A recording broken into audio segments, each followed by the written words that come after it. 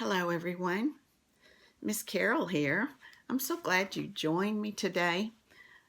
If you remember, we're continuing on with the kings over Israel. We talked last week about Solomon and how great he was, one of the greatest kings, the one with the most wisdom, the most wealth, the most knowledge. And Solomon did a great thing for Israel because he built the temple for God, didn't he?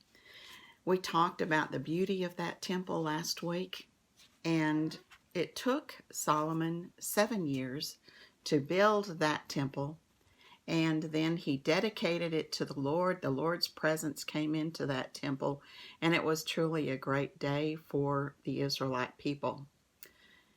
And the Bible tells us that Solomon was king over Israel for 40 years. However, let's start reading in 1 Kings chapter 11. We're going to start with verse 1. King Solomon, however, loved many foreign women. He even married the daughter of Pharaoh. He also had Moabite wives, Ammonite wives, Edomite wives, Sidonian wives, and Hittite wives. They were from nations about which the Lord said, "Do not marry with them, because they will surely turn your hearts to their gods, to their idols." But Solomon did marry them, and he loved them, and he would not give them up. And as Solomon grew old, his wives turned his hearts after other gods, and his heart was not fully devoted to the Lord his God, as the heart of David his father had been. He even followed Ashtaroth, the goddess of the Sidonians, and Molech, the detestable god of the Ammonites. So Solomon did evil in the eyes of the Lord. He did not follow the Lord as his father David had done. Look, he built temples and idols for those. On a hill east of Jerusalem, Solomon built a high place for Chemosh, the detestable god of Moab, and for Molech, the detestable god of the Ammonites. And he did the same for all his foreign wives, who burned incense and offered sacrifices to their gods. Goodness, how do you think God feels about this? It's terrible, isn't it? And so we read that the Lord became angry with Solomon because his heart had turned away from the Lord, the God of Israel, who had appeared to him personally twice. Although he had forbidden Solomon to follow other gods, Solomon did not keep the Lord's command. So the Lord said to Solomon, "Since this is your attitude, and you have not kept my covenant and my decrees, which I commanded you, I will most certainly tear the kingdom away from you and give it to someone else. But for the sake of David your father, I will not do it during your lifetime. I will tear it out of the hand of your son. Yet I will not tear the entire kingdom away from him. I will give him one tribe for the sake of David my servant, and for the sake of Jerusalem, where my temple is, which I have chosen." Wow. Solomon was so great, wasn't he? And now look how far down he has come because he forgot to continue to follow what God's laws are. He let those wives turn him into an idol worshiper, didn't he? So we read that Solomon died, and after that, his son Rehoboam became king. Now, Rehoboam was not a good king. He was cruel to his people. He overtaxed them, and he gave them many hardships. So another man named Jeroboam was made king of the northern part of Israel because the people were rebelling against Rehoboam.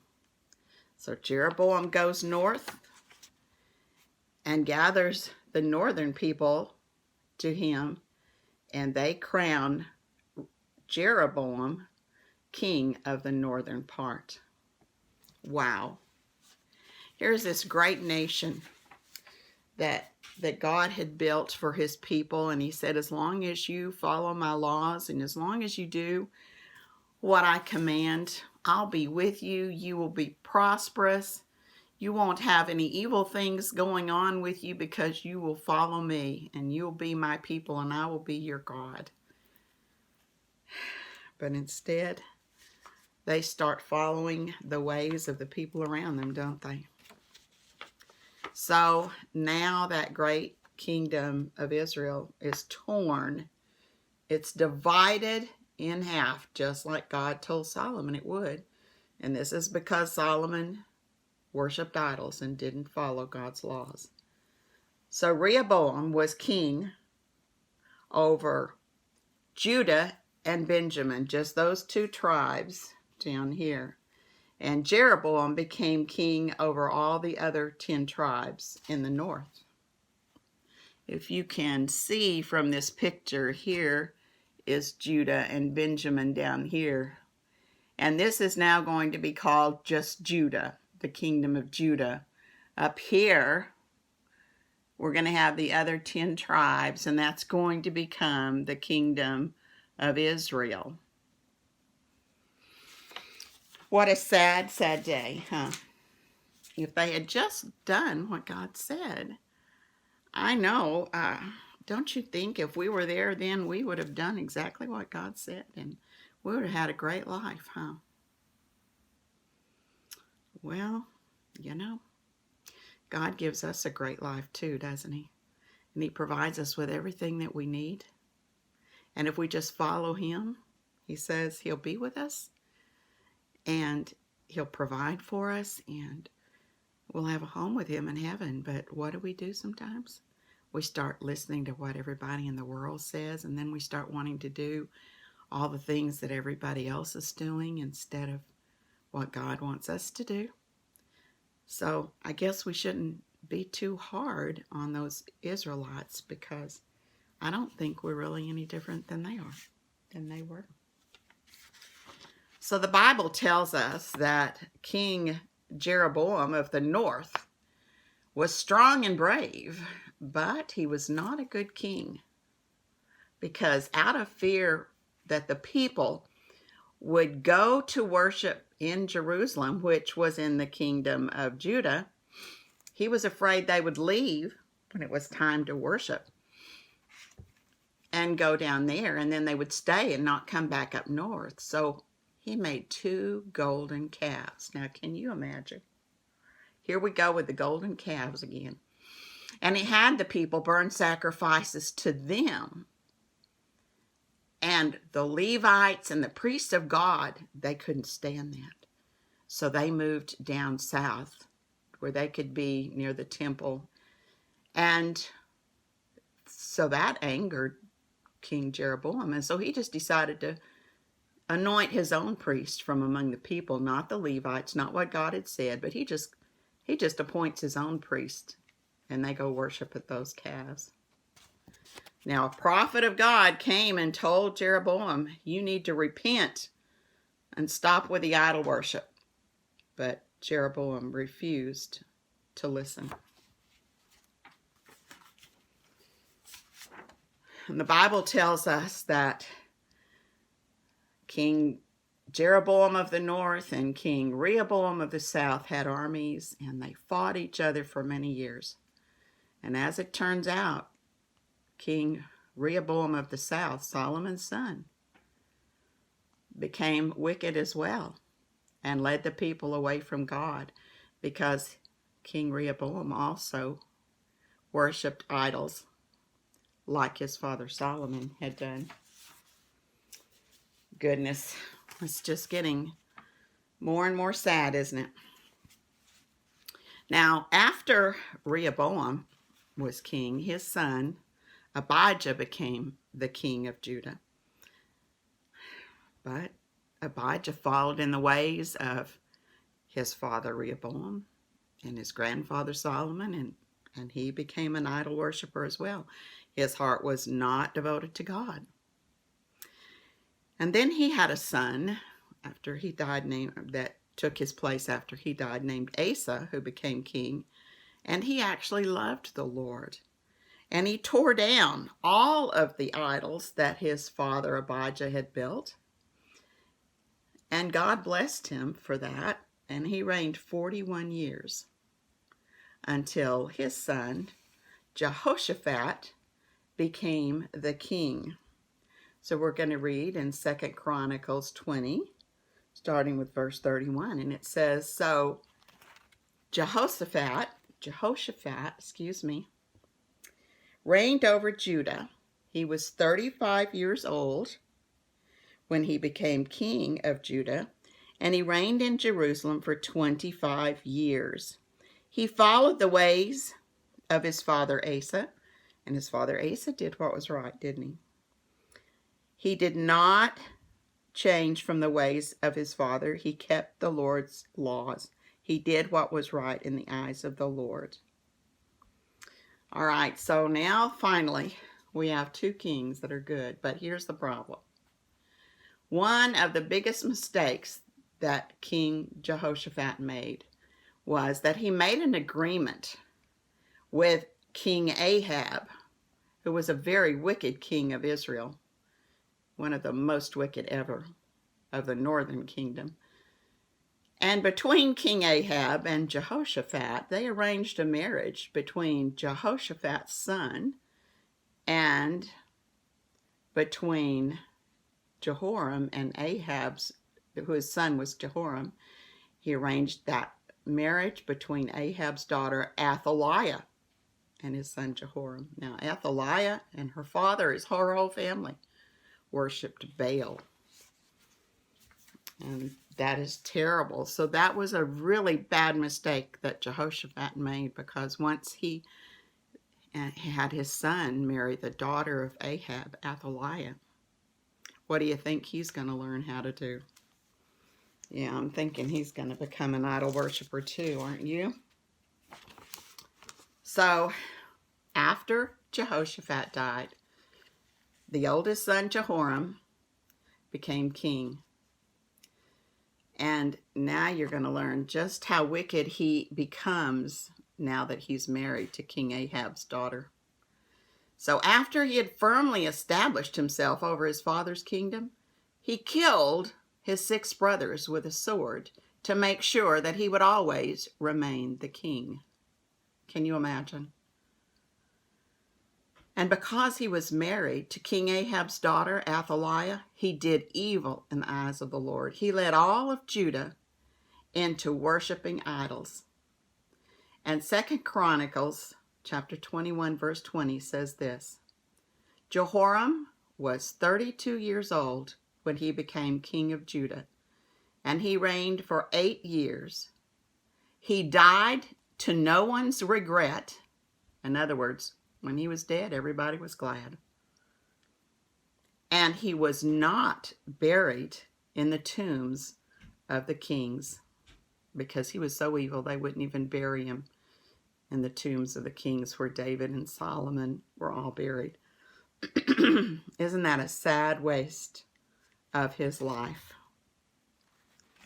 And here is what he did through his whole time. He just built idols.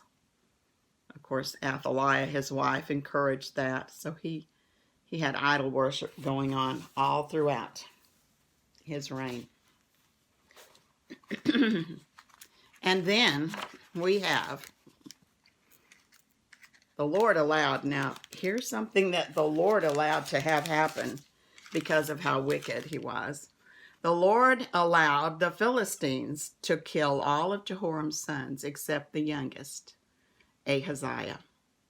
So after his father died, Ahaziah became king for 1 year, but Who were his parents? Jehoram and Athaliah. So, of course, he's as evil and wicked as his mother and father. That is so sad. But Ahaziah was killed by King Jehu, who was the king of Israel at the time. Now comes the really scary part.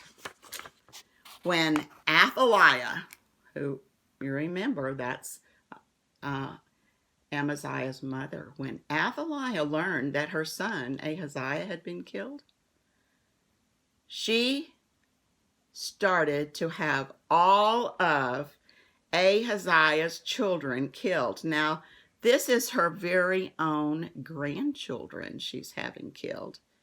And do you know why she did that? Because she wanted to be able to become the queen of Judah.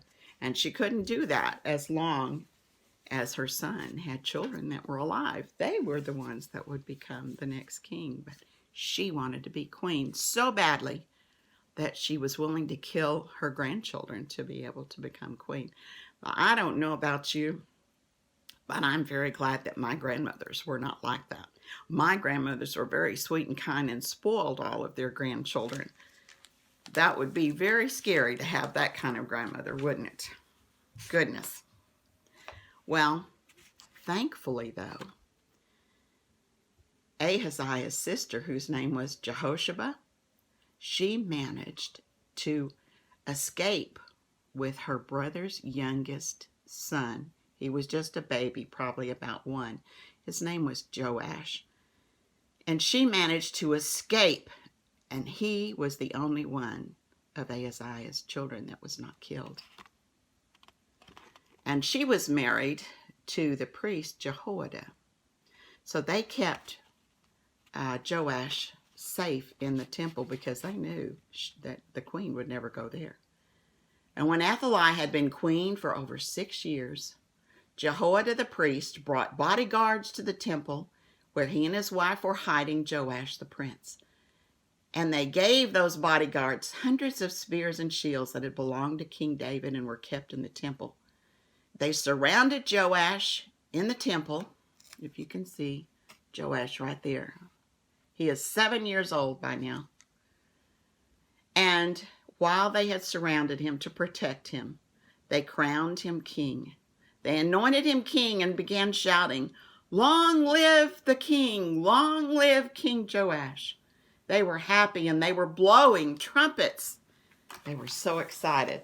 What do you think is going to happen now when the queen hears all that going on? Well, when Queen Athaliah heard the noise, she went to the temple, and there she saw her youngest grandson that she thought was dead. And she saw that Joash had been crowned king, so she tore her clothes and she shouted, "Treason!" But Jehoiada had her taken outside the temple and killed with a sword before she could do any more damage. Now Jehoiada the priest made a covenant to God and to King Joash and to the people of Judah to follow God's laws. Now remember, King Joash is just 7 years old, so Jehoiada is making decisions for him and helping him make decisions. So the people tore down the temple of Baal that Athaliah had built, and they broke it into pieces, and he took down all the altars and all the idols that wicked queen had put up. And then, as Joash grew older, he wanted to have God's temple repaired because Athaliah had removed things from there and had damaged the temple, God's beautiful temple, over the years. So he had a chest placed outside the temple gates, and he asked people to put money into the chest to help repair the temple. And so he was able to repair God's temple and to keep God's laws again. So King Joash, the Bible tells us, followed God's laws as long as his uncle Jehoiada, the priest, was still alive. All right, mercy. I tell you, Well, at least the kings are being, things are looking up a little bit, aren't they, for Judah? But back in the north, the kings of Israel, every one of them are wicked and bad. So next week, we're going to find out what happens after King Joash dies. We're going to learn what happens. Well, stick with us till we get through this scary part, because we've got some good things left to come. I love you all. Keep safe. I miss you. Be the best you can be. Love you. Bye-bye.